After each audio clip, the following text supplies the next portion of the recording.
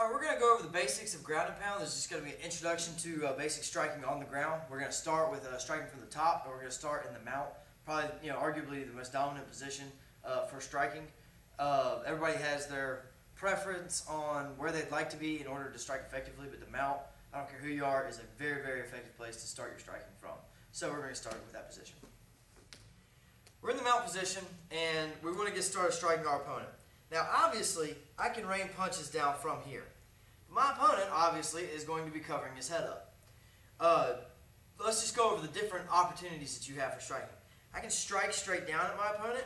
I can come from the outside and strike at my opponent. And I can strike straight down at the body of my opponent, which is largely overlooked. But keep that in mind because that opens up the head a lot. Also, aside from that, you can elbow your opponent. This is for professional rules. You can elbow your opponent. The other ways that you can strike, you can hammer fist, Brock Lesnar style. You can, you have a lot of opportunities to damage your opponent pretty readily here. We're going to go over some of the ways that you do want to do it and also the ways you don't want to do it. First off, posture is important, but balance is more important. Okay? It is okay to have posture right here striking your opponent if you are balanced. What you don't want to do is get overextended ever. This goes for any position on the ground. You don't want to get overextended because if you're overextended, now it's easier to roll you. You don't want to get off balance. You just don't want to get out of position.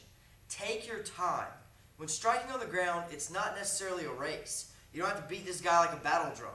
You just have to land effective shots. Okay? I'd rather land 3 good, solid, well-placed, well-timed shots as opposed to one shot in a flurry of 40. Because while that looks good and looks, you get big cheers from the crowd, you're not really damaging your opponent. That's what we're trying to do here.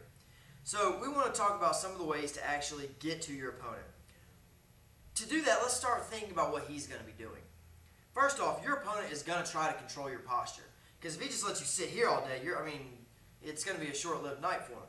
So he's going to try to control your posture. So when he bucks his hips up, we'll have to catch ourselves. Now, assuming that he's going to be controlling our posture here, what are some of the options we have? Well, immediately, crossface. I love to crossface. Now, if I crossface and hold my hand here, obviously I'm going to get swept in this direction. But you have this option. Crossface and put your chest down. Now you have the option to strike. And by the way, as a side note, from this angle, I'm not striking with my wrist like this. This will damage your wrist pretty severely and you can't hit nearly as hard. What I want to do is turn my wrist out.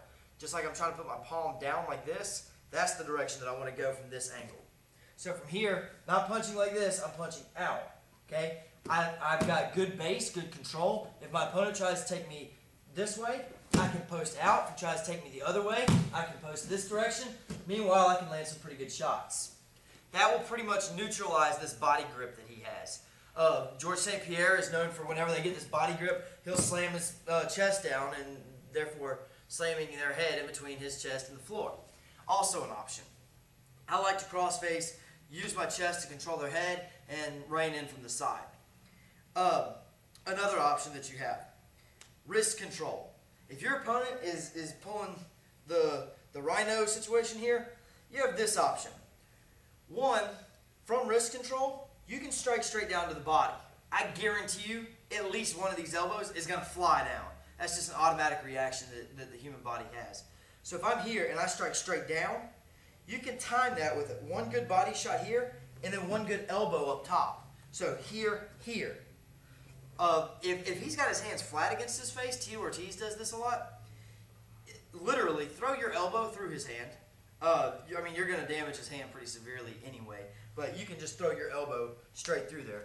Normally, people will try to make an angle so that if I were to strike, it deflects the blow. That's fine. If that's the case, if he's here, you got that body shot, and then here. Or you can go ahead, put your hands down over his shoulders, however it is you like to establish a high mount, but you can automatically start working up to a higher mount. This is going to be better for striking and submissions anyway.